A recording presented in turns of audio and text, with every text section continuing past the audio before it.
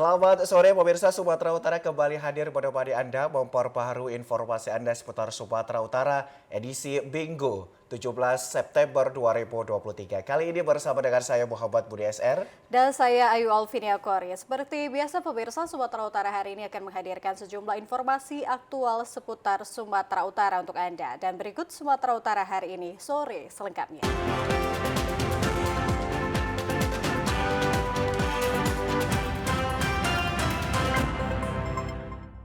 Pemirsa, Ketua DPRD Kota Sibolga bersama pemerintah Kota Sibolga merencanakan penganggaran dana penanggulangan bencana pada APBD tahun 2024. Hal ini disebabkan Kota Sibolga merupakan daerah yang termasuk rawan bencana alam seperti banjir dan tanah longsor. Pernyataan itu disampaikan Ketua DPRD Kota Sibolga Ahmad Sukri Pedarik yang didampingi Wakil Wali Kota Sibolga Pantas Lumban Tobing ketika meninjau sejumlah lokasi yang terkena dampak bencana tanah longsor dan banjir. Ketua DPRD Kota Sibolga juga meminta pemerintah Kota Sibolga agar secepatnya melakukan perbaikan terhadap jalan yang rusak akibat longsor dan banjir.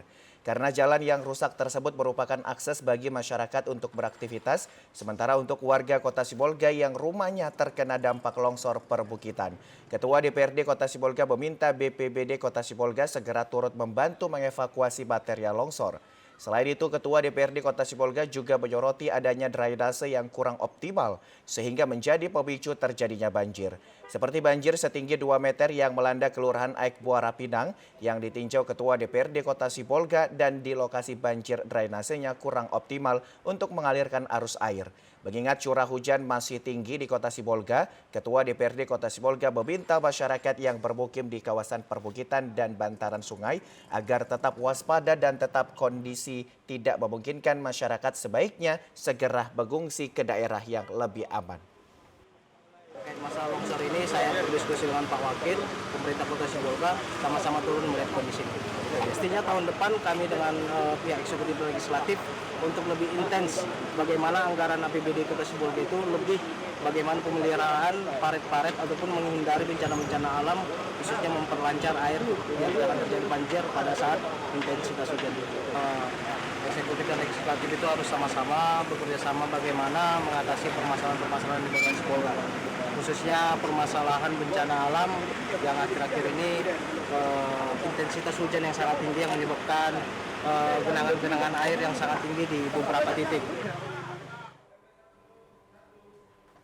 Sementara itu pasca banjir yang merendam 500 rumah warga di 2 kelurahan Aikanopan dan Aikanopan Timur, Kecamatan Kuala Hulu, Kabupaten Labuhan Batu Utara, warga berharap kepada pemerintah untuk menormalisasi alur sungai Aikanopan. Beginilah kondisi warga pasca pemukiman mereka terendam banjir selama semalam di 3 lingkungan, yaitu Perumahan Flamboyan, Lingkungan Tanah Rendah, dan Sukarendah. Sedikitnya 500 unit rumah warga terendam banjir.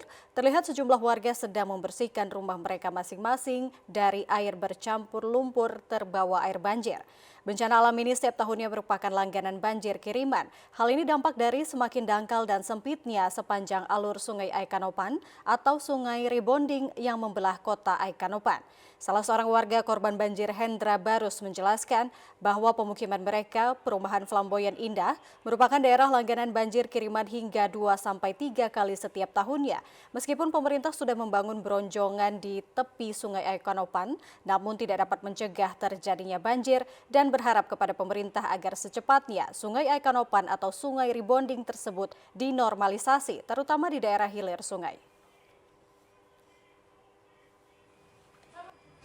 Untuk menanggulangi banjir ini yang sering terjadi, solusinya hanya normalisasi aliran sungai, diperlebar dan diperdalam. Nah, itu menurut saya, itu untuk yang di daerah hilir sana, mungkin agak diperdalam, mungkin dia dan diperlebar sehingga arus sungai itu tidak meluap keluar.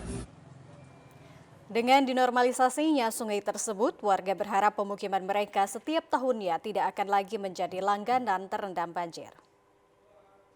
Pemirsa, sementara itu hujan deras yang melanda dari Jumat malam hingga Sabtu pagi membuat sejumlah wilayah di Kota Medan mengalami kebanjiran. Hujan yang diperkirakan masih akan turun dalam beberapa hari ini membuat warga Kota Medan harus tetap waspada. Akibat hujan deras yang terus mengguyur di Kota Medan sejak Jumat malam hingga Sabtu pagi tadi membuat sejumlah wilayah di Kota Medan mengalami kebanjiran. Adapun yang cukup parah terjadi di kawasan pinggir Sungai Deli, yaitu Kelurahan Aur dan Sebati. Dari informasi yang didapat, ketinggian air di dua kawasan tersebut telah mencapai 1 meter lebih hingga membuat sejumlah rumah terendam banjir. Walau kerap menjadi langganan banjir, warga di kawasan Sungai Deli tetap waspada mengingat potensi hujan yang masih akan terjadi. Salah seorang warga, Indra, menceritakan air mulai naik saat Sabtu di hari tersebut. Waktu intensitas hujan di lokasi tidak terlalu tinggi, namun air kiriman dari kawasan hulu cukup meningkat drastis. Saat ini sebagian warga memilih untuk mengungsi sementara di rumah sanak saudara atau tetangga. Sementara itu, walau air perlahan mulai surut, warga di lokasi masih berjaga-jaga mengantisipasi turunnya hujan dan air kiriman dari hulu sungai. Surut banjir agak lama kan jadinya 1,5 meter ada lah. 1,5 meter ya. Lebih kurang 1 meter. Serendam lama udah sampai pintu itu. Udah sampai pintu ya. Oke. Di tengah-tengah. Tadi malam habis sholat isya, mulai hujan rintik, jadinya di sini kota kan nggak gitu deras, mungkin di hulu mungkin deras, jadinya airnya pun kuning kayak gini, jadinya banjir lah. Gitu. Mana kalau pemerintah lebih bagus menanggulangi banjirnya ini lah, supaya nggak menyusahkan masyarakat. Kita beralih ke informasi lain pemirsa, akibat mesin produksi yang terus menyala pada saat jam istirahat, seorang buruh pabrik tikar Kecamatan Tanjung Morawa, Kabupaten Deli Serdang, tangan kanannya harus diamputasi dan sudah dibawa ke rumah sakit terdekat di Kabupaten Deli Serdang. Orang tua korban buruh pabrik tikar mendatangi perusahaan yang tidak ada pelang nama perusahaan untuk meminta pertanggungjawaban dari pihak perusahaan. Korban bernama Azhar Fahmi, warga desa Bangunrejo, Kecamatan Tanjung Morawa, Kabupaten Deli Serdang. Azhar Fahmi bekerja sebagai buruh di pabrik tikar, mendapat kecelakaan kerja dan harus dilarikan ke rumah sakit terdekat. Tangan kanan Azhar Fahmi terjepit ke dalam mesin produksi yang terus menyala pada saat jam istirahat. Orang tua Azhar Fahmi sengaja datang ke perusahaan pembuatan tikar meminta tanggung jawab perusahaan untuk pengobatan yang mengakibatkan tangan kanan anaknya harus diamputasi. Ibu korban Sri Giatik berharap agar perusahaan pembuat tikar segera bertanggung jawab atas kecelakaan kerja yang dialami anaknya hingga sembuh. Saya kan pulang dari rumah sakit, udah gitu dibelah sama adik, katanya suruh berhenti dulu, udah sampai ke Dagang Kerawang, singgah ke rumah sakit Mitra Sehat. Rupanya di Mitra Sehat nggak mau nerima. Saya nggak tahu kalau tangan anak saya itu patah. Setelah saya tahu di rumah sakit, rupanya tangan anak saya itu putus. Putusannya masih di dalam pabrik. Kan itu biro, yang punya perusahaan kan ada. Jadi maksud saya yang punya perusahaan pun kan ya harus ikut andil lah dukung anak saya itu karena udah cacat. Pihak perusahaan pada saat hendak dikonfirmasi tidak ada satupun yang dapat memberikan keterangan. Pihak keluarga korban berharap pemerintah segera menindak tegas bagi perusahaan yang tidak bertanggung jawab atas buruh di perusahaan yang mengalami kecelakaan saat bekerja. Pemirsa, seorang pemuda nekat mencuri kotak amal di dalam masjid di Desa Asam Jawa, Kecamatan Torgamba, Kabupaten Labuhan Batu Selatan. Aksinya terekam kamera CCTV.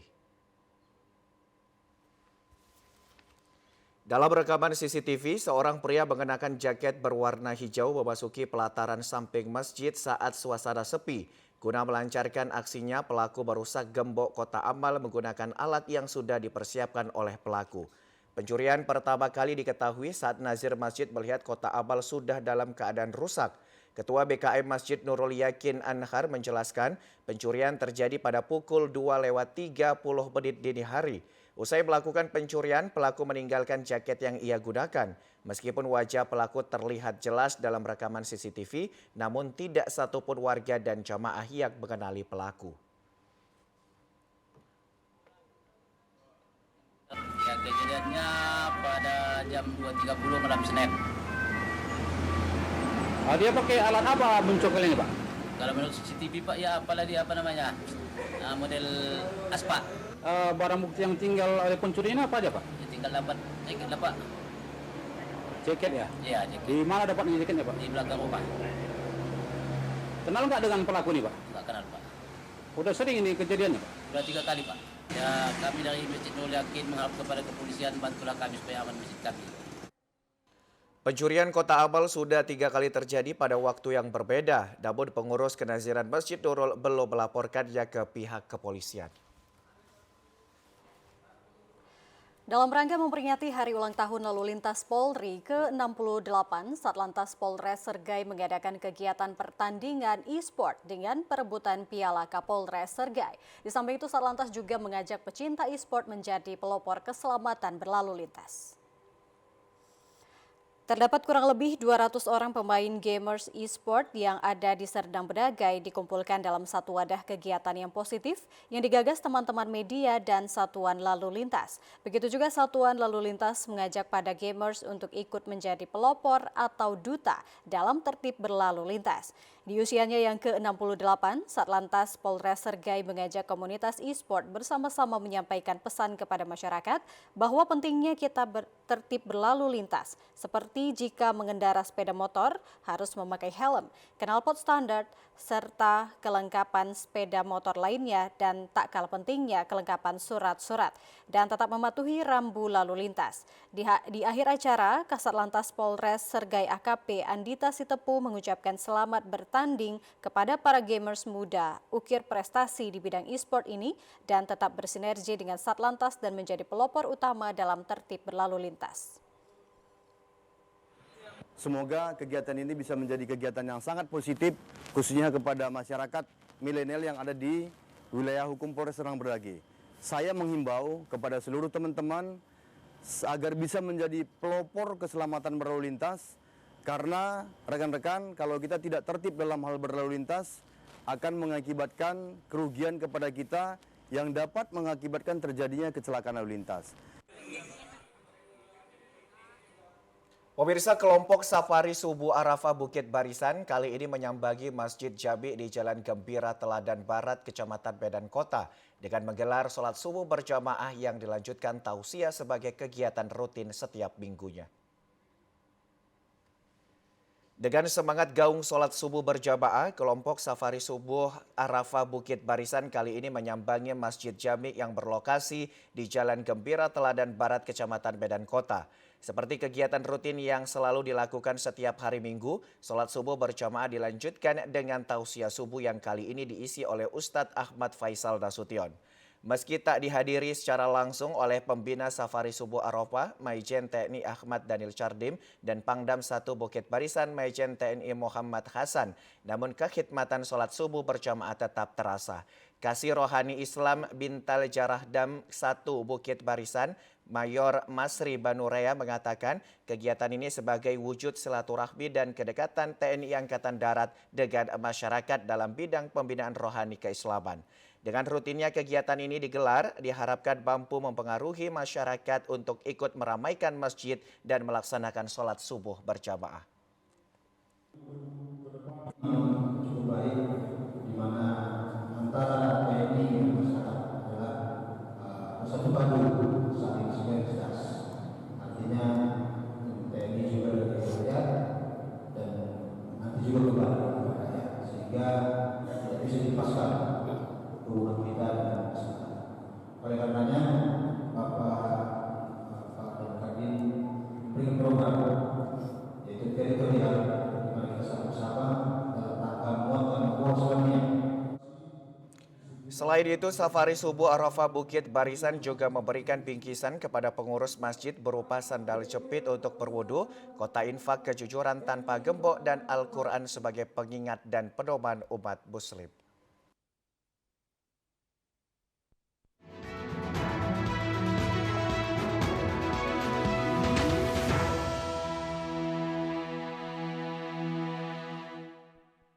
Pemirsa, Dewan Pimpinan Pusat Pemuda Marga Siliba mendukung melestarikan nilai luhur kebinekaan dalam penguatan persatuan dan kesatuan terwujudnya pemilu 2004 damai di Sumatera Utara. Bentuk dukungan tersebut merupakan komitmen bersama Dewan Pimpinan Pusat Pemuda Marga Siliba dalam kegiatan workshop mengambil tema Pemuda Marga Siliba siap memelihara dan melestarikan nilai luhur kebinekaan dalam memperkuat kesatuan dan persatuan guna kondusivitas pemilu 2024 di wilayah Sumatera Utara Senin siang di Tanjung Morawa, Kabupaten Deli Serdang. Workshop dihadiri ratusan kader pemuda Marga Siliba berasal dari sejumlah daerah di Sumatera Utara berdiskusi penguatan peran pemuda untuk bangsa dan negara menuju Indonesia maju. Humas DPP Pemuda Marga Siliba Jimbo Tarigan mengatakan sebagai organisasi kepemudaan siap mendukung dan bersinergi dengan pemerintah terciptanya Kamtipmas yang kondusif di tengah masyarakat. Dengan bergandengan tangan kebinekaan di tengah masyarakat untuk bersatu terwujudnya perdamaian sehingga pelaksanaan pemilu 2024 berlangsung aman, lancar, dan sukses. Mari sama-sama kita sukseskan. Kita antisipasi dari sekarang perpecahan untuk menyambut pemilihan umum di 2024. Sukseskan dari PMS, kita dukung dan kita bergandengan tangan dengan semua suku-suku yang ada di Indonesia. Hidup PMS! Hidup! Karo! Karo! PMS! NKRI! Ketua DPP Pemuda Marga Siliba, Melin Brahbana mengatakan dengan tegas untuk bersatu menjaga persatuan dan kesatuan sesuai dengan perjuangan leluhur dalam merebut kemerdekaan Indonesia. Apa yang dititipkan oleh leluhur sesepuh kita, begitu mereka lelah, tidak kenal lelah, merebut kemerdekaan ini. Demi kita anak cucunya merasakan kemerdekaan. Jadi jagalah persatuan kesatuan. Karena untuk memerdekakan Republik Indonesia ini, semua kita, bukan agama, bukan suku, tapi kebersamaan kita. Dari Sabang sampai Merauke, kita bersatu dan kita bersaudara. Merdeka! Dalam kesempatan itu dilakukan pemberian bantuan sosial dan kader pemuda Marga Siliba mengatakan komitmen menjunjung nilai-nilai Pancasila dan Undang-Undang 1945 dengan menjaga persatuan maupun kesatuan untuk terselenggaranya pemilu damai Indonesia maju. Pemirsa, Komisi Pemilihan Umum KPUD Kabupaten Toba mengimbau partai politik parpol peserta pemilu segera membuka rekening khusus dana kampanye RKDK Pemilu 2024.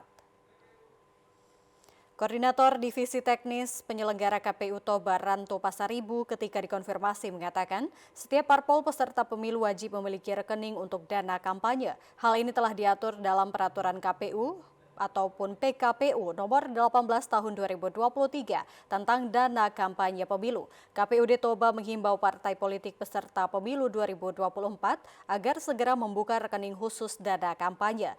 Menurut Ranto, mekanisme terkait pembukaan rekening ini, partai politik cukup menyampaikan surat permohonan pengantar pembukaan RKDK kepada KPUD Toba. Prosesnya, partai meminta surat rekomendasi ke KPU terkait pembukaan rekening dana kampanye untuk selanjutnya dibawa ke bank. Ranto menjelaskan setiap partai politik hanya diperbolehkan memiliki satu rekening khusus untuk dana kampanye yang nantinya digunakan sebagai dana sumbangan yang diterima oleh parpol untuk kampanye.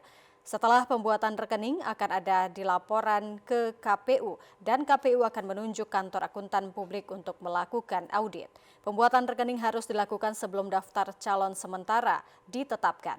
Partai politik di Kabupaten Toba sudah mulai meminta rekomendasi pembuatan rekening sejak Agustus 2023.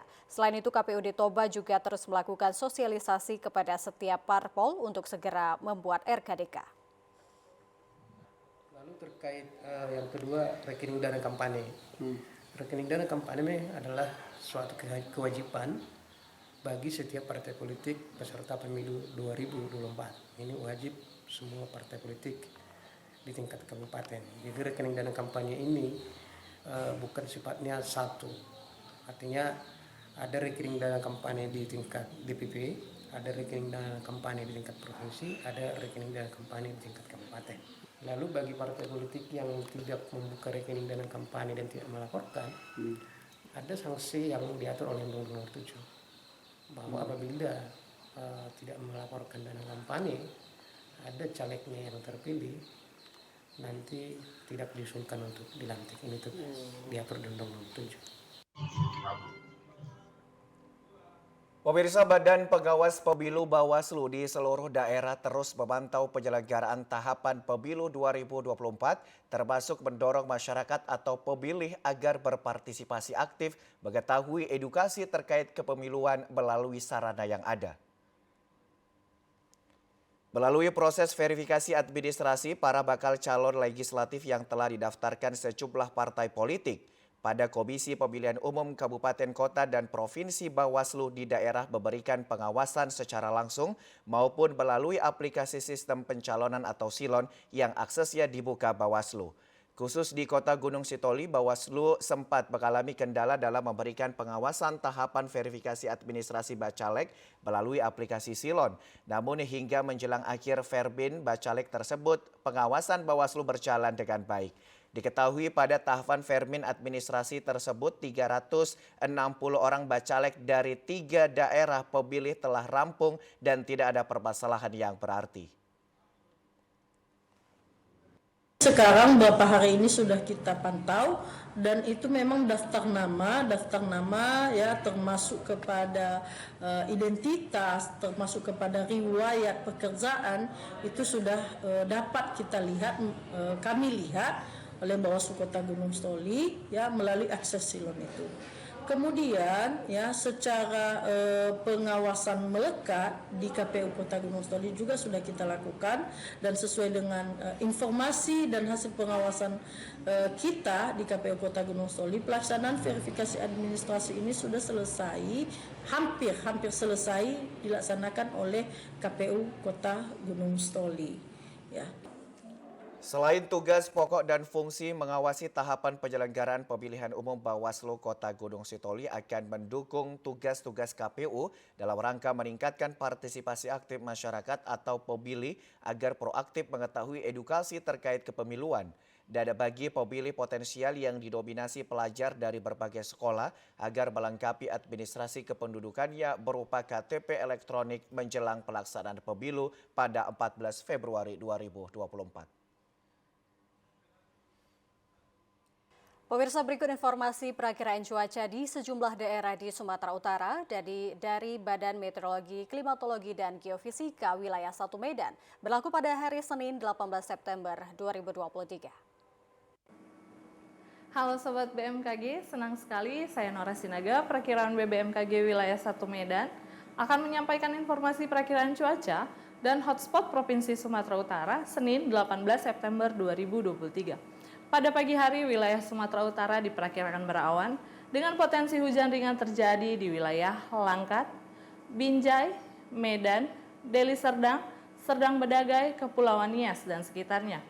Untuk siang hingga sore hari, wilayah Sumatera Utara diperkirakan hujan ringan hingga lebat dengan potensi hujan lebat terjadi di wilayah Langkat, Binjai, Karo, Dairi, Deli Serdang, Pakpak Barat, Humbang Hasundutan, Samosir, Toba, Tapanuli Utara, Tapanuli Selatan, Padang Sidempuan, Tapanuli Tengah, Sibolga, Mandailing Natal, dan sekitarnya.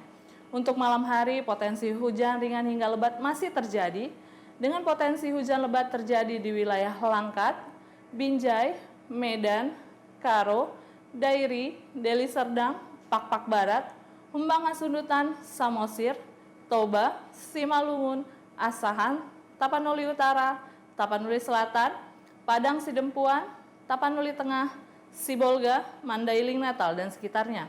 Untuk dini hari, potensi hujan ringan hingga lebat masih terjadi dengan potensi hujan lebat terjadi di wilayah Labuhan Batu Selatan, Labuhan Batu Utara, Asahan, Padang Lawas Utara, Mandailing Natal, Tapanuli Selatan, Tapanuli Utara, Toba, dan sekitarnya.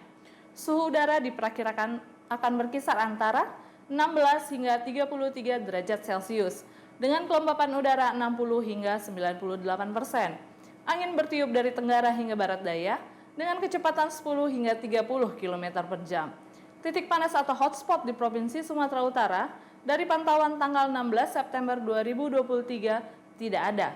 Kami tetap menghimbau kepada masyarakat untuk tetap waspada akan adanya potensi hujan dengan intensitas sedang hingga lebat yang disertai petir dan angin kencang di wilayah pantai barat, pantai timur, lereng timur, dan pegunungan Sumatera Utara, serta di wilayah-wilayah Kepulauan Nias yang berpotensi mengakibatkan bencana hidrometeorologi seperti banjir, angin kencang, dan longsor. Demikian informasi cuaca Senin 18 September 2023. Terima kasih dan sampai jumpa. Ya pemirsa, informasi lainnya akan kami hadirkan sesaat lagi. Tetaplah bersama kami di Sumatera Utara hari ini.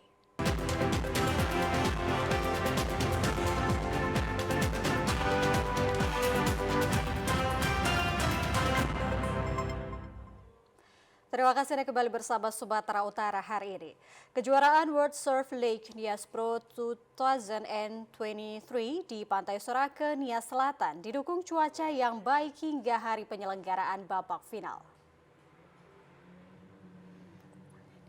Kejuaraan surfing bertaraf internasional yang berlangsung di Pantai Sorake, Kecamatan Luaha, Gundre, Kabupaten Nias Selatan, diikuti 170 atlet dari 15 negara dari benua Australia dan Asia. Manajer World Surf League Alex mengatakan pada hari ke-6 yang berlangsung Sabtu kemarin, kejuaraan ini telah menyelesaikan babak pengisian skor dan menghasilkan gelar juara untuk kategori junior putra dan putri, serta kategori round 1 dan round 2 putra dan putri. Meskipun di hari pertama berlangsungnya kejuaraan cuaca kurang bersahabat, namun kondisi ini tidak berlangsung lama sehingga sangat mendukung para atlet berbagai negara berselancar menantang gulungan ombak dengan ketinggian gelombang mencapai 5 meter. Pemainnya hari ini udah lumayan lebih besar. Untuk hari-hari ke depan kita juga ekspektasinya ombak besar. Agak angin dikit, tapi cuaca agak lebih bagus untuk hari-hari yang ke depan juga. Kondisi cuaca yang baik memotivasi bagi para atlet dunia, termasuk Kayla asal Australia yang sengaja datang ke Indonesia bersama rombongan keluarga besarnya dari Bali dan Australia. Selain mendukung Kayla untuk menjadi juara, mereka datang untuk melihat panorama indah Pulau Nias dan Pantai Sorake. Ombak ini memang menarik sekali sebagai surfer, jadi memang ada banyak orang yang datang ke sini dan ikut event. Baru mulai hari ini ombaknya mulai bagus sekali dan dari hari ini sampai selesai ombaknya akan bagus, jadi kita semua senang. Atlet Indonesia asal Balo, Rio Waida berhasil memasuki babak final dan akan bermain dengan 6 atlet lainnya yang berasal dari Jepang dan Australia. Pemirsa, sebanyak 40 tim ikut berlaga pada turnamen mini soccer memperebutkan piala Kababin Minfet Kodim 1 Bukit Barisan di lapangan mini soccer Jalan Marindal Pasar 4 Medan pagi tadi. Turnamen mini soccer dalam rangka memperingati HUT ke-78 TNI ini dibuka secara langsung oleh Kababin Minfet Kodim 1 Bukit Barisan Kolonel Infantri Joko Suparyanto yang diawali dengan tendangan pertama atau kick off yang juga disaksikan oleh keluarga besar Babin Minfet Kodim serta Pradayon dan peserta. Mini soccer adalah modifikasi dari permainan sepak bola mini, di mana permainannya sama seperti permainan sepak bola biasa. Namun dengan waktu yang lebih singkat bertujuan untuk mencetak gol sebanyak-banyaknya yang dilakukan pada lapangan yang lebih kecil. Pertandingan mini soccer Kodim 1 Bukit Barisan ini diikuti sebanyak 40 tim dari masing-masing klub sewilayah Sumatera Utara dan Aceh Tabiang, di mana masing-masing tim terdiri dari 7 orang. Sistem pertandingan dilakukan dengan setengah kompetisi dengan lama pertandingan 1 kali 10 menit untuk babak penyisihan, 2 kali 10 menit untuk 20 besar dan 2 kali 10 menit untuk babak semifinal dan final. Kepala Babin Minfed Kadam 1 Bukit Barisan, Kolonel Infantri Joko Suparyanto mengatakan TNI hadir di masyarakat dengan menggelorakan olahraga dan antusias masyarakat dalam mengikuti turnamen ini cukup tinggi. Diharapkan turnamen ini dapat menjadi wadah bagi generasi muda untuk berkompetisi dalam menyalurkan bakat dan kemampuannya. Peran TNI dalam rangka menggelorakan olahraga di tengah-tengah masyarakat cukup besar. Kenapa? Kehadiran TNI untuk membantu pemerintah daerah khususnya di bidang olahraga. Luar biasa antusias dari masyarakat. Malah ada yang saran kalau bisa anak-anak pelajar atau mahasiswa. Ini untuk umum. Animo luar biasa. Maka saya ada moto di depan itu saya buat berani, benar, dan berhasil. Jadi saya tidak akan diam di sini, saya akan izin selama saya masih jadi tentara, saya akan izin pada pimpinan saya Bapak Panglima mau menyelenggarakan ini. Yang intinya hal-hal yang positif khusus di bidang olahraga. Aster Kasdam 1 Bukit Barisan, Kolonel Arhanud Dedi Erbanto menjelaskan dengan adanya pertandingan ini generasi muda dapat menjauhi kegiatan yang tidak baik seperti narkoba sehingga mampu meningkatkan prestasi khususnya di bidang olahraga.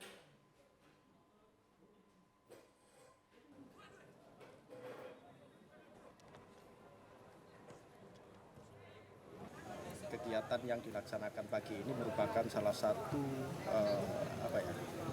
implementasi dari kegiatan pembinaan, terutama pembinaan terhadap generasi muda.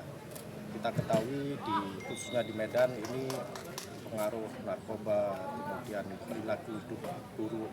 Beberapa waktu yang lalu kita masih mendengar banyak itu begal. Nah, kita harapkan dengan adanya kegiatan ini kita generasi muda ini tidak memikirkan hal-hal yang negatif. Untuk menambah wawasan dan keterampilan dalam bermain bola, panitia menampilkan atraksi sepak bola 360 derajat freestyle football. Pemirsa, untuk menggali potensi bagi generasi muda berbakat dalam kompetisi e-sport atau olahraga berbasis permainan elektronik dibutuhkan dukungan dari segala pihak yang tentunya berpotensi dalam kejuaraan di tingkat nasional bahkan dunia.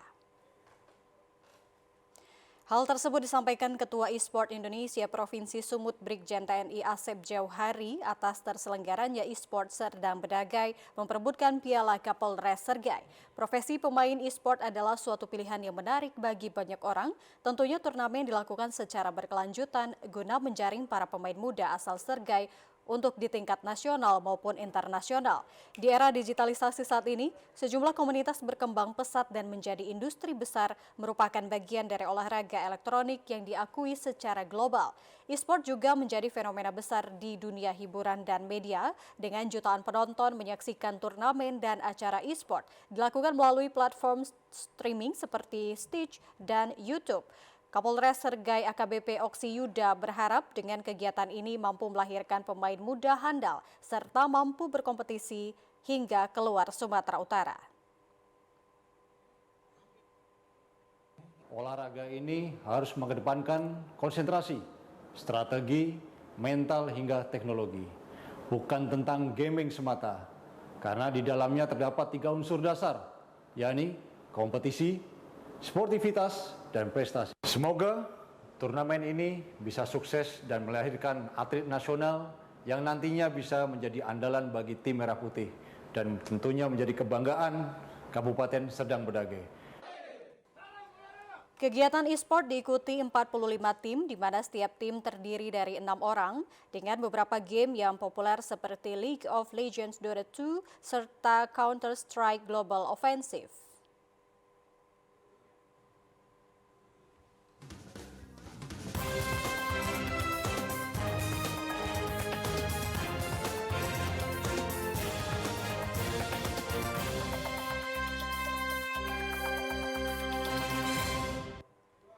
Terima kasih Anda masih bersama dengan kami. Kita ikuti berita seputar lintas Andalas. Pemirsa, warga di Desa Kuba, Kecamatan Pulau Pinang, Kabupaten Lahat Gali, sumur baru dampak mengalami kekeringan. Sumur baru digali lebih dalam untuk mendapatkan air. Dampak dari kemarau yang cukup lama, warga menggali sumur baru karena sumur yang lama sudah kekeringan. Dikatakan Dedi, dia menggali lagi sumur di depan rumah, berharap mendapatkan air bersih di sumur baru itu. Karena sumur lama airnya sudah kering dan berbau. Namun saat kemarau ini menggali sumur harus lebih dalam lagi, sekitar 8 hingga belasan meter. Hal itu dilakukan untuk bisa mendapatkan air bersih di dalam sumur. Yang lama itu sudah mulai kering, mumpung masih kemarau, udah pindah lagi buat sumur. Ke depan, agak ke pinggir jalan, jangan dekat-dekat sawah. Ya sudah mulai kering, sekitar sebulan setengah lah. Sudah mulai kemarau. Lakukan digali, kalau dapat air kita alhamdulillah, tidak malas alhamdulillah, ya. Tidak bagus lagi, mulai kering, susah dengan air, kayak matang, airnya kotor yang matang itu. Jadinya kami berusaha buat sumur di depan rumah. Ya kan, gali baru kami mulai 8 meter. Sudah sebulan lebih di Kabupaten Lahat tidak hujan. Hal itu berdampak pada keringnya sejumlah sumur di desanya. Padahal sumber air merupakan elemen yang sangat penting bagi kebutuhan sehari-hari. Warga berharap turun hujan dalam waktu dekat dan dapat mengisi stok air sumur. Rivaldo Putrawansa, Tim Liputan TVRI Sumsel melaporkan. Pemirsa, kabut asap yang melanda kota Palembang beberapa pekan ini membuat aktivitas para atlet terganggu. Para atlet tetap berlatih walau di tengah kepungan kabut asap. Akibat kebakaran hutan dan lahan yang terjadi di Sumatera Selatan, menimbulkan kabut asap yang muncul di pagi hari dan sore hari, membuat aktivitas para atlet yang sedang latihan di Komplek Jakabaring Sport City Palembang terganggu. Tidak hanya para atlet, para siswa yang mengikuti pelatihan di Pusat Pelatihan Jasmani pun terganggu. Fahri, seorang pelatih Pusat Latihan Jasmani Sumatera Selatan, mengaku jika saat ini para siswa yang mengikuti pelatihan terganggu karena bisa mengancam pernapasan para siswa dan atlet. Jelas terganggu, Bang. Karena kan asap juga makin siang juga makin tebal kan. Dan turun juga bisa ganggu pernapasan buat anak-anak yang lagi lari juga. Iya, tiap pagi kita di sini pagi dan sore. Udah berapa lama, Bang, kabut ini, Bang? Semenjak kita mungkin sekitar kurang lebih 1 mingguan ya. 1 mingguan. Kalau pas waktu makin tebal ini mungkin 3-5 hari lah. Ini agak parah gitu, Bang? Iya, yang ini agak parah dari kemarin-kemarin ya. Lebih tebal gitu, Bang? Iya, lebih tebal dari pagi. Hingga saat ini Dinas BPBD Provinsi Sumatera Selatan terus berupaya untuk menanggulangi kebakaran hutan dan lahan yang terus terjadi di sejumlah titik hotspot seperti di wilayah Banyuasin, Ogan Ilir, dan Ogan Komering Ilir yang kini menjadi prioritas. Jeffrey Aliansa, TVRI Sumsel melaporkan. Pemirsa, sebuah lahan kosong semak belukar, tepatnya di samping pintu tol Palindra Indralaya terbakar. Asap tebal pekat sangat mengganggu pengendara yang melintas.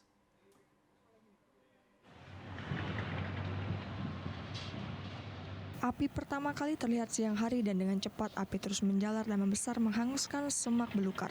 Satgas gabungan dengan sigap berjibaku memadamkan api, sementara itu petugas kepolisian selain ikut memadamkan api bersama Satgas gabungan dari Polsek Indralaya juga mengatur laju kendaraan di lokasi.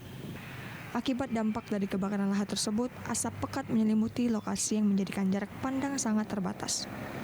Para pengendara yang melintas dihimbau untuk hati-hati dan menyalakan lampu kendaraan karena bila sedikit saja tidak waspada saat melintas, kecelakaan sangat mungkin terjadi.